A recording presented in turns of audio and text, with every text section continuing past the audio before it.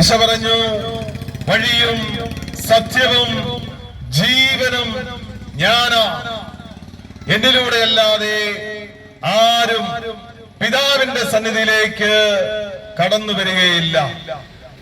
പ്രിയപ്പെട്ടവരെ, നമ്മുടെ അതിമനോഹരമായ പ്രപഞ്ചം, ആകാശവും ഭൂമിയും കരയും കടലും മലകളും പുഴകളും തോടുകളും വർണ്ണപ്പറവകളും മത്സ്യങ്ങളും, അങ്ങനെ അതിമനോഹരമായ പ്രപഞ്ചം ഇതെല്ലാം സൃഷ്ടിച്ചത് സർവശക്തനായ ദൈവമാണ്.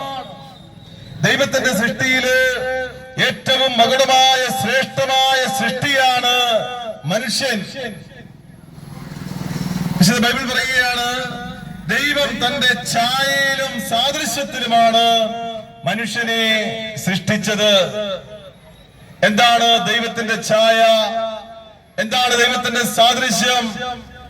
അത് സ്നേഹമാണ്. God is love. സഹോദരങ്ങളെ, യോഹന്നാന്റെ സുവിശേഷം 10-ാം അധ്യായം 10-ാം തിരുവചനത്തിലാണ്, ഞാൻ വന്നത് ജീവൻ ഉണ്ടാകാനും അത് സമൃദ്ധമായി നൽകാനും അത്രേ. വീണ്ടും പറയുന്നു, കള്ളൻ വരുന്നത് കൊല്ലാനും നശിപ്പിക്കാനുമാണ്.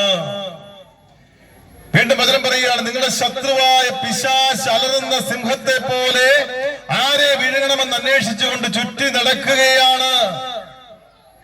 സഹോദരങ്ങളെ, സത്യം നമ്മൾ തിരിച്ചറിയണം. ജീവന്റെ വചനത്തെ നമ്മൾ തിരിച്ചറിയണം, സ്വീകരിക്കണം. മനുഷ്യനെ നശിപ്പിക്കുന്ന, കൊല്ലാൻ ശ്രമിക്കുന്ന തിന്മയുടെ രൂപങ്ങളെ നമ്മൾ തിരിച്ചറിയണം.